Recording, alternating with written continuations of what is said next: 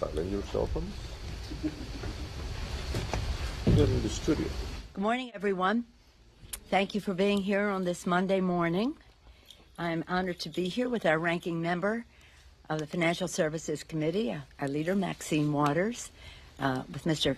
Congressman Foster of Illinois, another member of the committee, Mr. Brad Sherman of California, and Congressman Gonzalez of Texas, a new member of Congress, new member of the committee.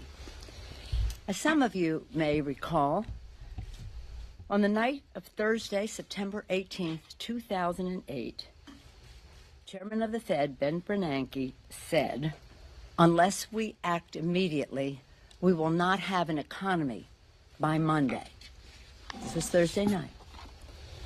The unchecked recklessness of Wall Street created the worst economic catastrophe in America since the Great Depression. Millions of Americans lost their jobs, their homes, their savings. Many families and communities still bear the scars. The president wants to take us right back to that crisis.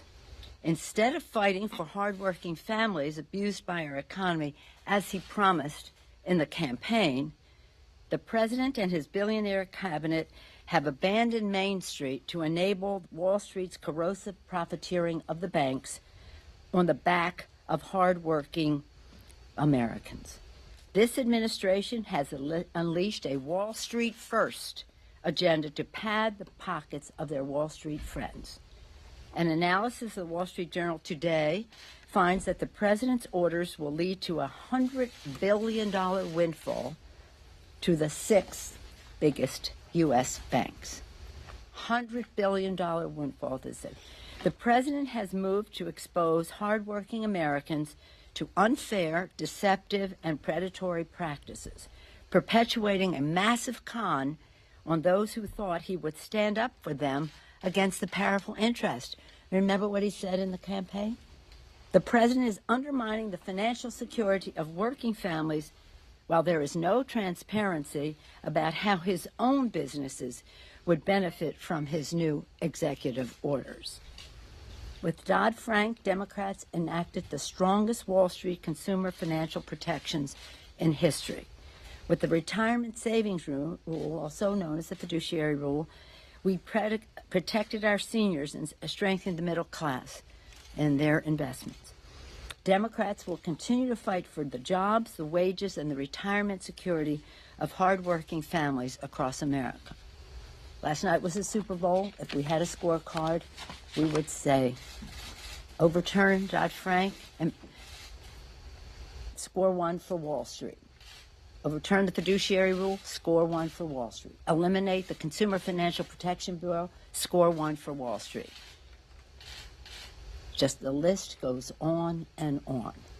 They and the Republicans in Congress who have said they are going to move to overturn Dodd-Frank want to take us right back to where we were that night when the chairman of the Fed said if we don't act immediately. And when we took the bill to the floor to act immediately, Republicans, by and large, voted against it because they said, we don't believe in intervention.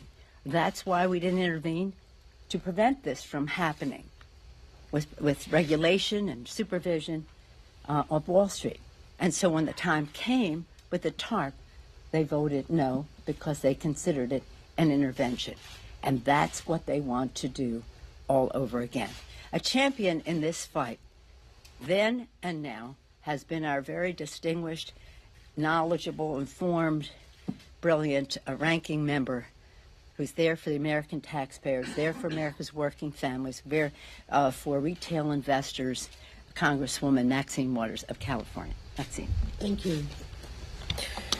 I'd like to thank our leader, Nancy Pelosi, for the continuing fight that she has led with, not only in our committee, helping us to design strategy, but the assistance that she's given to all of us who serve on the Financial Services Committee on the floor, as we have constantly pushed back on the over 40 or so attempts that the Republicans have made to dismantle Dodd-Frank and the fiduciary rule.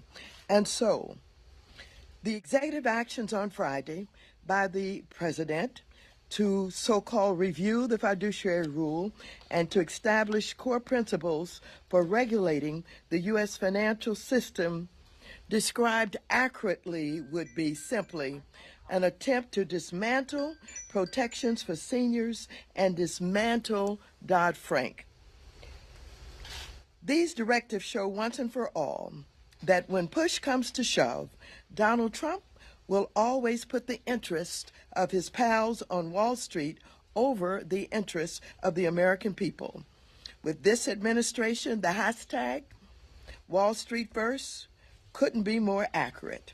What's more unnerving is that during the divisive campaign that Trump ran, he repeatedly accused Hillary Clinton of being in the pocket of Wall Street. He claimed that he would drain the swamp and put America first. What a pack of lies he told. Wall Street is running Trump's White House.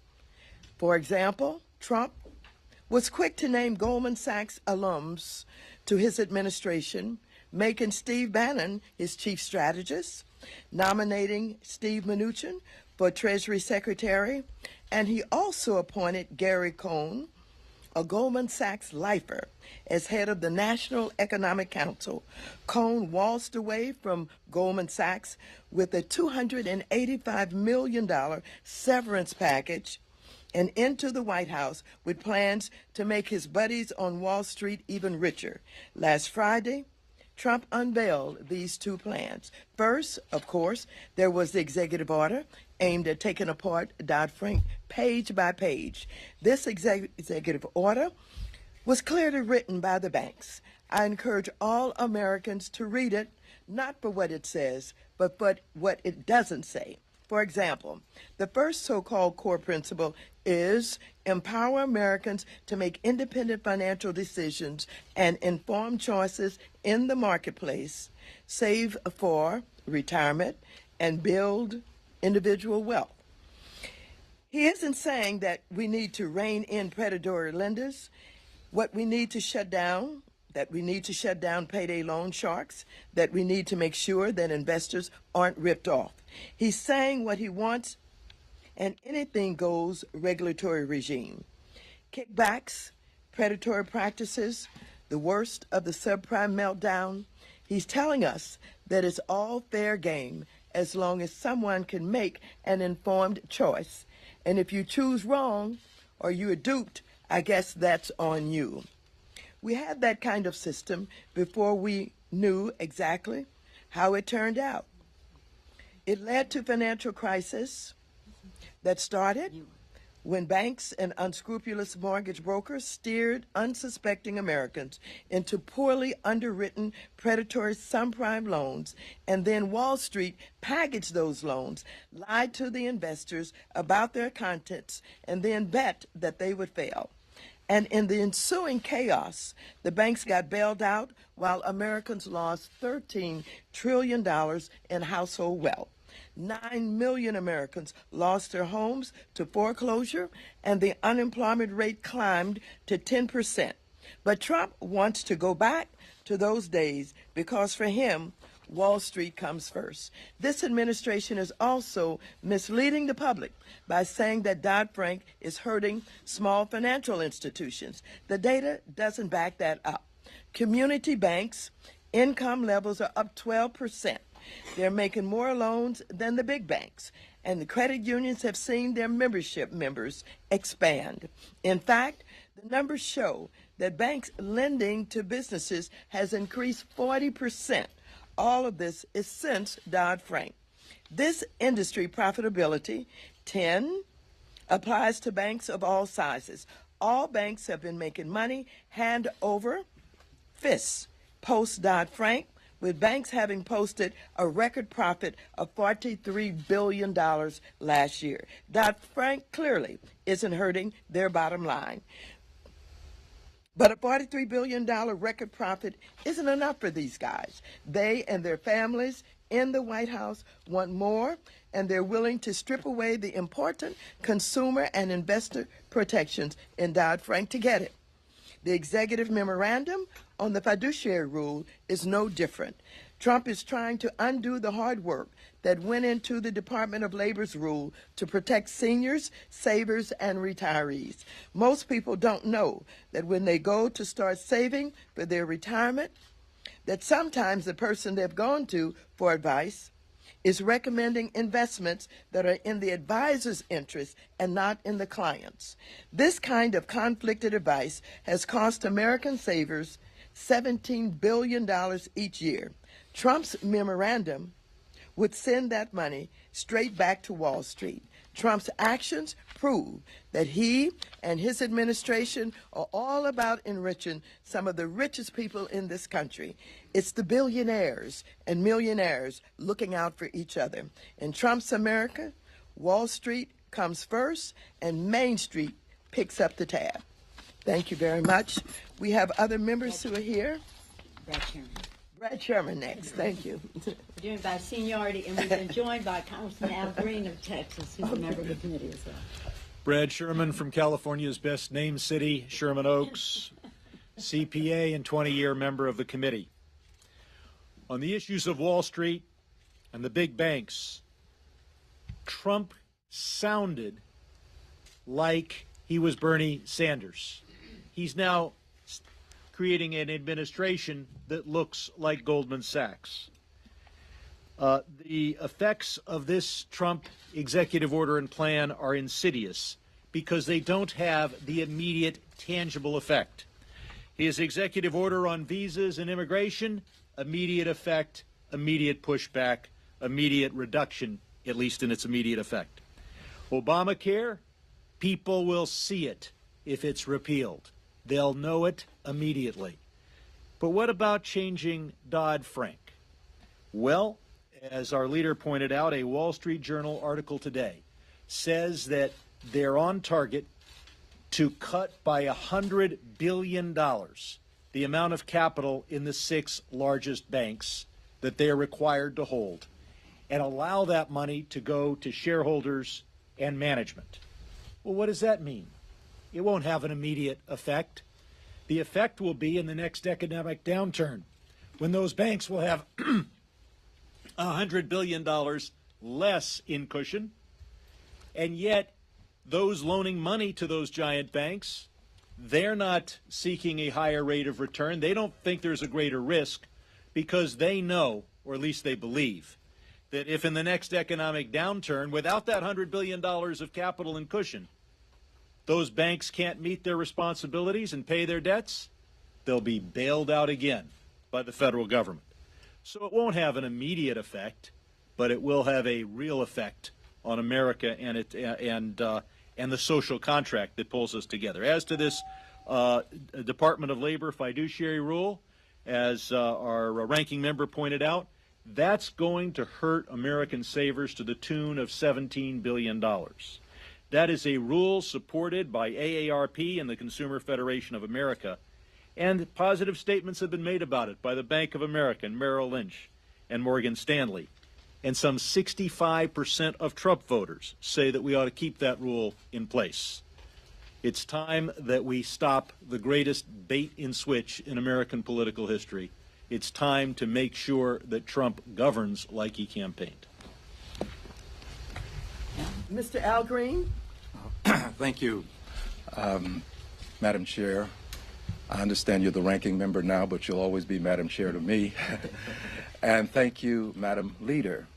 And I say sincerely, without question, reservation, or hesitation, that she will always be Madam Speaker to me.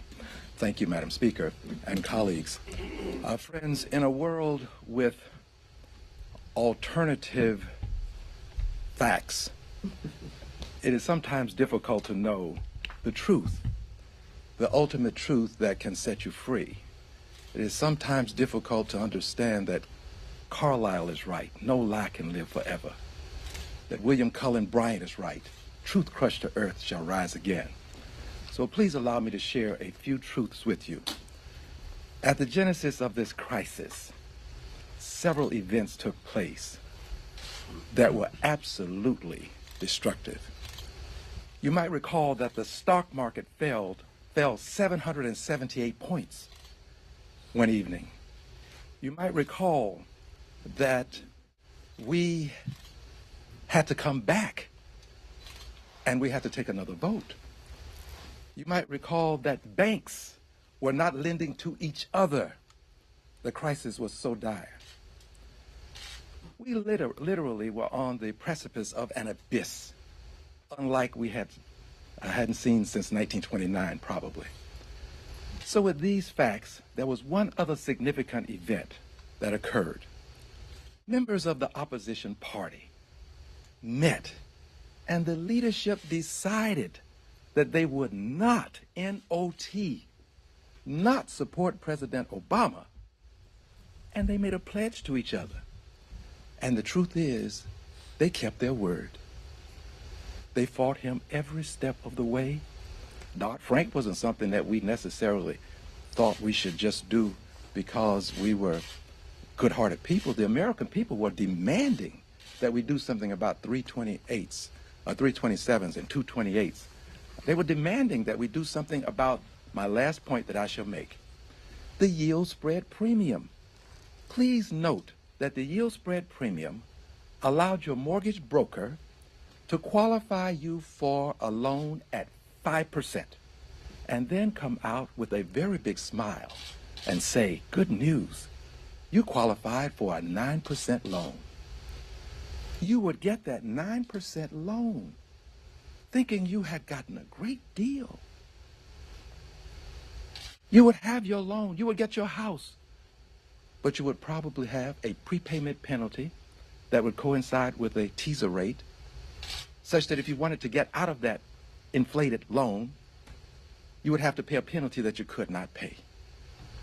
And by the way, the broker got to share in the spread. That's why the broker would raise the rate so that the broker could benefit. Very similar to what's happening with some other circumstances. So I just want to thank you, Madam Speaker, Madam Chair, for allowing me the opportunity to say to the public, we can't accept alternative facts. There is a real truth, and the truth is that Dodd-Frank has been of great benefit to the American people. Thank you. Congressman Foster. Good morning. My name is Bill Foster. I am a businessman and a scientist and represented the 11th District of Illinois. As a businessman, at the age of 19, I started a company with my brother in our basement that now manufactures most of the theater lighting equipment in the United States and now employs over 1,000 people.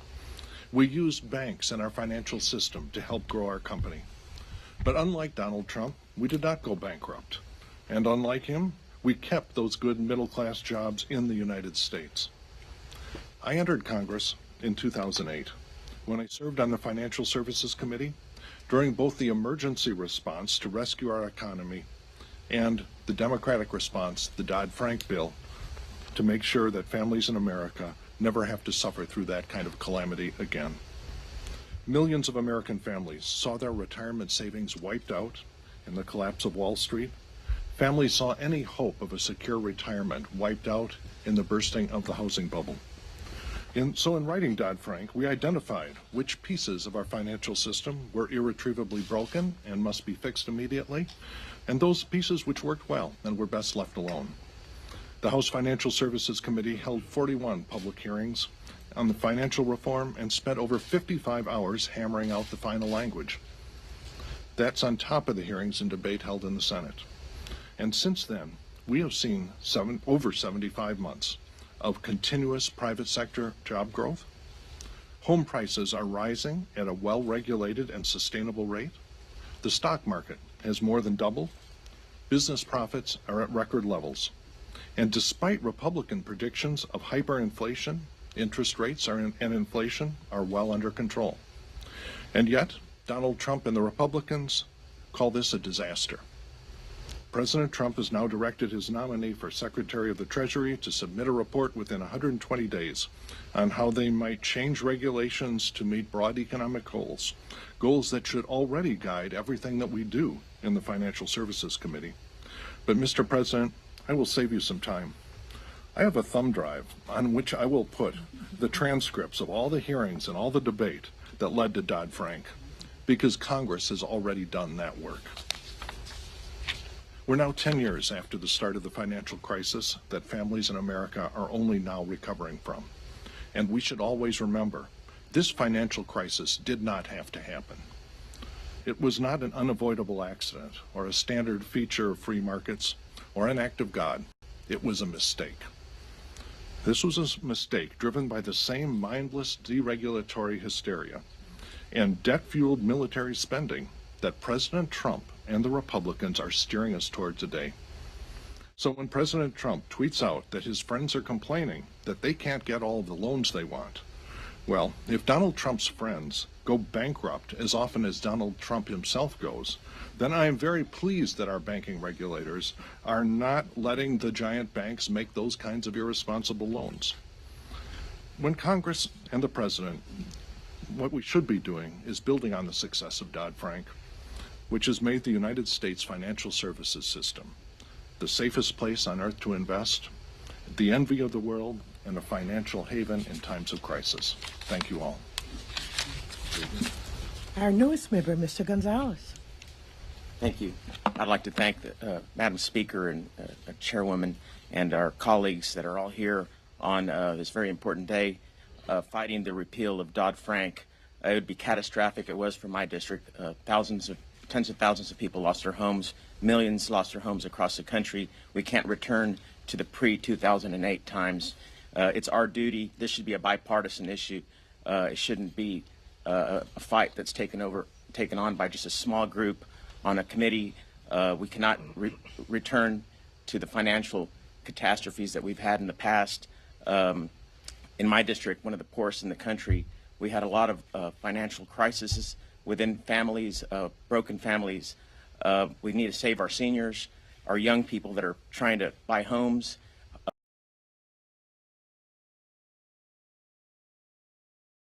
I thank my colleagues for their valuable contribution to this discussion, giving some of the history and some of the concerns that we have as we go into the future. Just want to mention that when we did put the Wall Street reform bill forward, the Dodd-Frank, not one Republican voted for the bill, even though there were attempts to accommodate some of the concerns in the 41 hearings that Mr. Foster referenced. And then when we had the conference report come back, 3 Republicans voted for it. So it's no wonder that same Wall Street Journal, I think on a different page or maybe on first page 2, is reporting today that the Republicans in Congress are ready to overturn Dodd-Frank. What happened on Wall Street was about greed. It may also have been about criminality. Nobody paid the price except the American consumer, American homeowner, American taxpayer. We're not going to let that happen again. If Mr. Trump wants to put Wall Street first again, we're not going back. I'm sure my colleagues would be pleased to answer any questions you may have. Councilman Waters, last week you said your greatest desire is to lead Donald Trump right into impeachment. I'm wondering why it's appropriate to call for impeachment of the president less than a month after him taking office. I have not called for the impeachment yet. He's doing it himself. Let me just say that the statement I made was a statement in response to questions and pleas that I'm getting from many citizens across this country. What are we going to do? How can a president who is acting in the manner that he's acting, whether he's talking about the travel ban, the way that he's targeting Muslims, or whether he's talking about his relationship to Putin and the Kremlin, and knowing that they have hacked our DCCC and DNC, and knowing that he is responsible for supplying the bombs that killed innocent children and families in Aleppo, and the fact that he is wrapping his arms around Putin while Putin is continuing to advance into Korea. I think that he is leading himself into that kind of position where folks will begin to ask, what are we going to do? And the answer is going to be, eventually, we've got to do something about him. We cannot continue to have a president who's acting in this manner. It is dangerous to the United States of America. Do you agree? Well, the person, I'm not here to talk about impeachment today. I'm here to talk about the assault that the Trump administration is making on America's working families. Any of the things that the Congressman said are grounds for displeasure and unease in the public about the performance of this president, who has acted in a way that is strategically incoherent, that is incompetent, and that is reckless. And that is not grounds for impeachment. When and if he breaks the law, that is when something like that would come up. But that's not the subject of today. Could I follow up on the subject of today with regards to Yes, please. Dodd-Frank? Several of your colleagues in the Democratic caucus actually supported or were against President Obama's efforts on the fiduciary. No, that's not true. That's not true. All of our members pitched in to say, how can we improve this? And I'm glad you brought that up because our Secretary of Labor, Mr. Perez, was listened to everyone that our members suggested that they bring in from the private sector. And that's why, as was mentioned, some in the private sector came forward and said, we can live with this. This is really about being honest with the American people. Should they have financial advisors who are telling them, you should make this investment because I get a bigger cut of the action, or should they be making investments that say, this is in your interest, and of course I will get my fee? Would you be supportive of the CFPB moving to a board, or is this... No, I'm not. I support the CFPB the way it is because that was what we put forth as the best protection for the American people, that being the Consumer Financial Protection Bureau, and they want to overturn that. Make sure you understand. I hate to say this because I like to think that we're a community and we do things together in the interest of economic growth in our country. But what is happening now is the President Trump and his billionaire cabinet and his advisors in his own office, who spring from Wall Street, are putting forth a Wall Street first policy at the expense of the American people. This is to people who might be listening to this, if anybody is listening to it on a Monday morning or hear about it, make sure you understand what this means to you. My colleagues have talked about it in terms of home ownership, about pensions, about jobs, about growth in our country. They want to take us back. You heard what I said. They took us with these very same policies, and was referenced their fiscal policies as well. Tax cuts for the wealthiest, 2 unpaid-for wars, giveaway package in the Medicare Part D legislation that produced great deficits in our country, no growth, reduction in jobs, and at the same time actions that allowed Wall Street to, and I don't paint everybody on Wall Street with this, by the way. There were some there who understood that this was wrong, but some who did not, and some had the ire of the public that no action was taken for those who were engaged in possible criminal activity in the way they ripped off the American people. So the American people have to know. You've heard me say it, those of you who are regulars, public sentiment is everything. Abraham Lincoln. The public has to know they want to take us right back to that place by the person who went out there and campaigned against Wall Street. And it was just a hoax. Just a hoax. Because here he comes back and says we're going to overturn every protection that is there for you. Whether it is in Wall Street reform, whether it's in the fiduciary rule, nobody actually knows. Most people don't know what that means. That means who are you responsible to when you and when you advise somebody to make an investment. The biggest profit for you, the advisor, or something fair to you and to the investor. So retail investors who are not sophisticated or paying as much attention as their advisor should be as to what's happening in the marketplace. This is really a rip. And this score everything so far that this president has done, score it for Wall Street. He's done nothing. Where's their job creation package? They talked about jobs. Nothing. Zero. By this time, in President Obama's administration, he stood on the steps of the Capitol on January 20th, 2009. I want swift, bold action now to create jobs and an education system for the 21st century.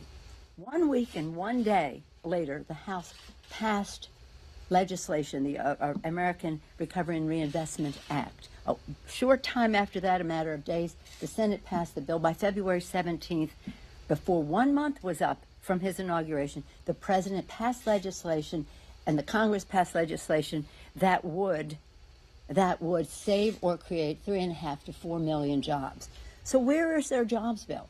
And in order to deflect attention from the fact that they have no jobs bill, they do a ban on people, an immoral, unconstitutional, incompetent, reckless, and rash ban on Muslims coming into the country. And when that wasn't going so well, they moved up the time of the appointment of a Supreme Court justice who will undermine many of the things that we're talking about here. So this, while it's only a couple of weeks since the inauguration, there's complete evidence, we've seen nothing that we can work, well, I can work with President Bush on, and I'm disappointed because I thought that there might be some interest because of what he said in the campaign, which turns out to be not true, a hoax, and really dangerous to the economic stability of America's working families. Do any of my colleagues want to address that? Yes. Are there any areas of financial regulation where you want to work with Republicans to improve what's in the law right now? You know, I'm constantly asked about what are we going to do to work with the Republicans. And I basically describe over and over again that they have the numbers in the House, they have the numbers in the Senate, and they have the White House. What do they want to do to work with us and honor much of the work that has been done by Democrats for the most part and some Republicans on these financial services issues? They claim that somehow they want to work on behalf of small businesses, on behalf of community banks. We have worked very closely with community banks. We have listened to their concerns. We have addressed those concerns. And the community banks of $2 billion and less do not have to comply with most of Dodd-Frank.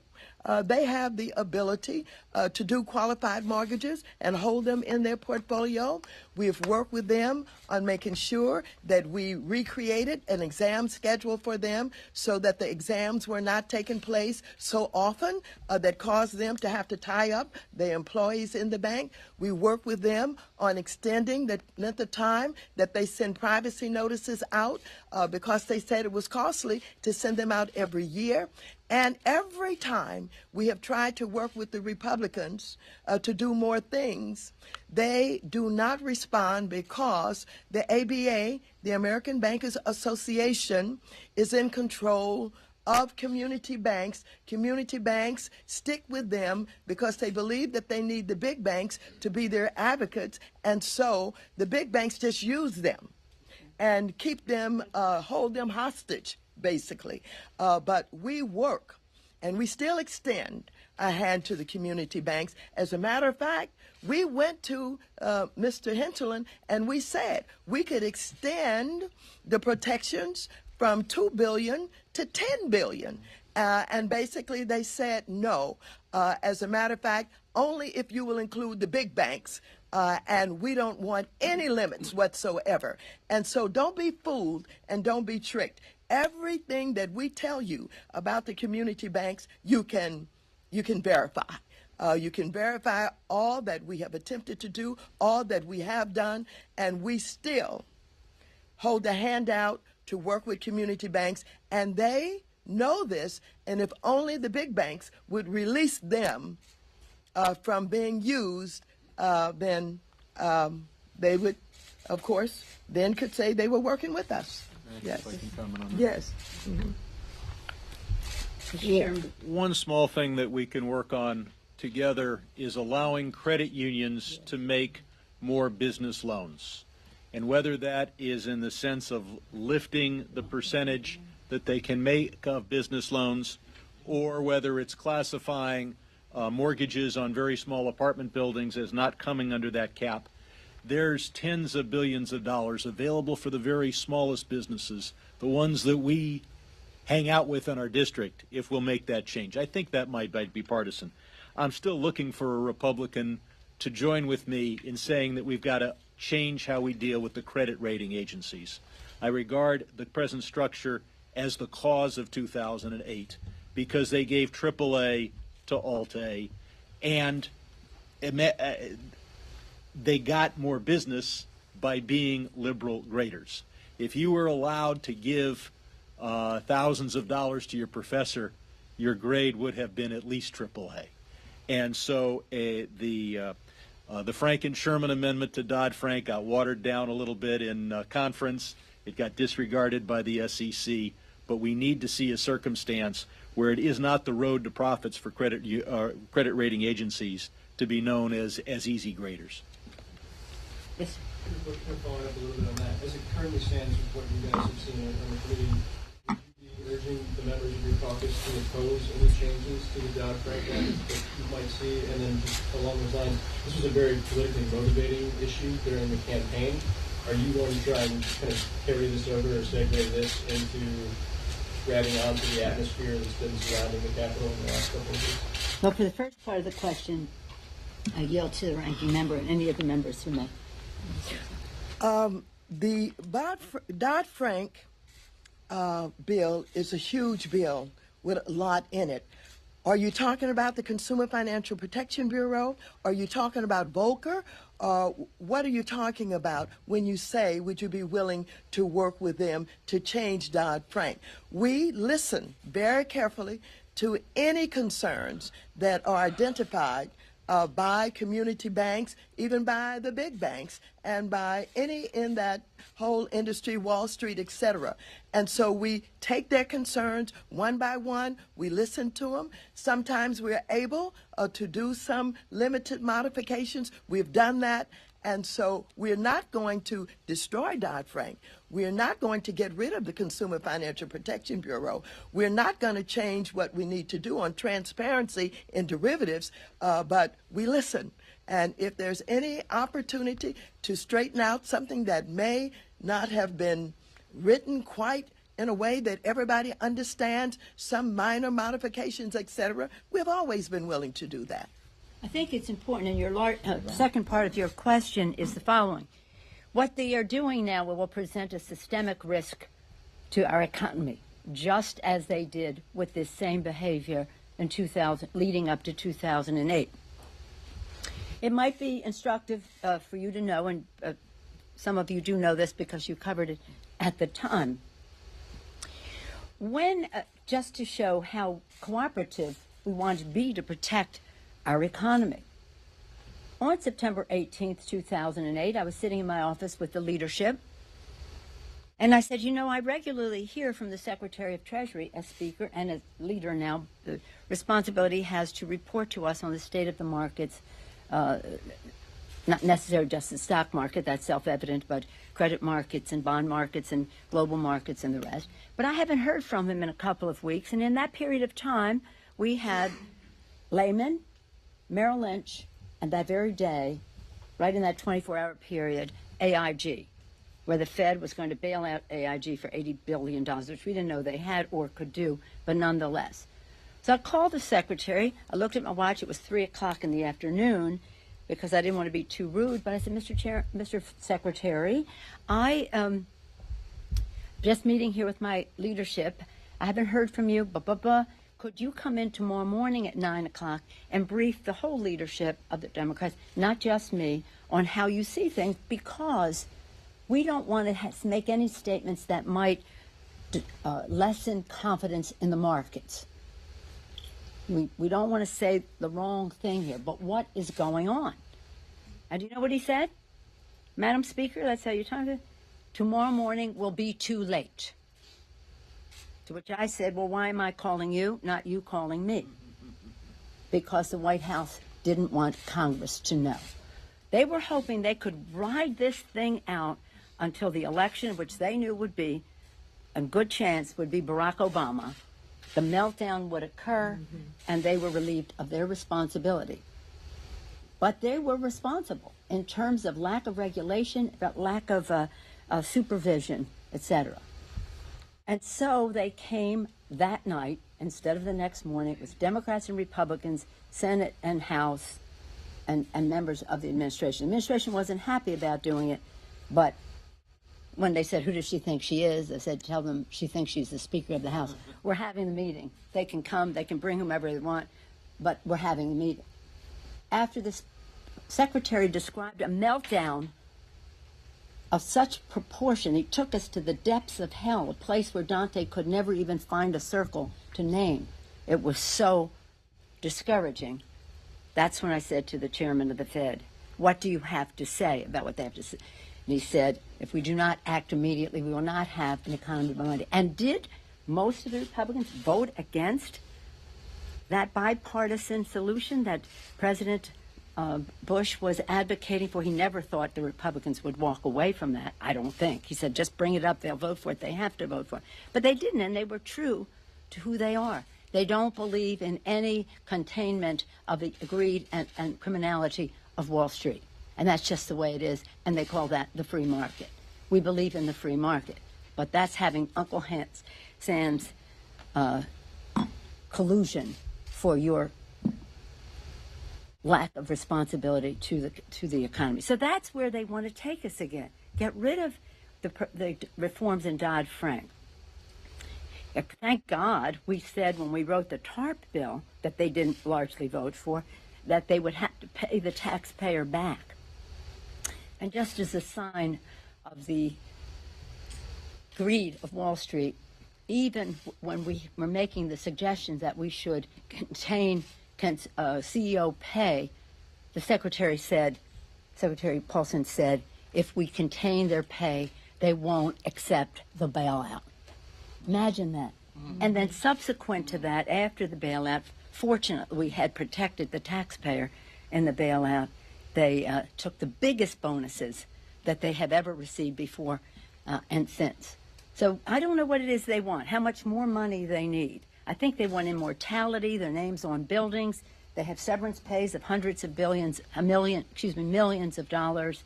But we have to put a stop to it, and the American people, to your point, have to know. This isn't political. This is economic. This is our country, our economy. So it isn't about making points politically. It's about changing the behavior of the Republicans in Congress, or at least letting the public know this is what they believe. Hold them accountable for your mortgage, your pension, your children's education, your job, and the health and well-being of your community. So it's not about winning a political point. It's about strengthening our economy to create jobs, to create growth. And there's more to it, but I'll step aside now. Yes, ma'am. Your strategy for blocking changes to Dodd-Frank sustainable strategy for blocking the Obamacare deal, and how much will that factor into the retreat you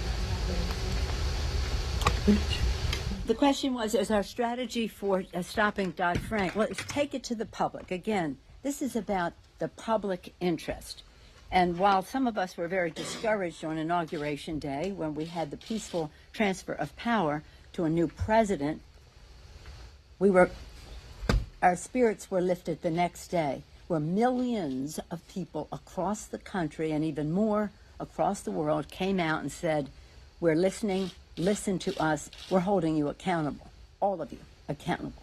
It was a fabulous thing. So we believe that the more the public knows, the more accountable the Republicans will have to be on these subjects. And Mr. Crowley and Ms. Sanchez have planned a very comprehensive schedule for us this weekend. Come there, we'll tell you what we're doing at that time.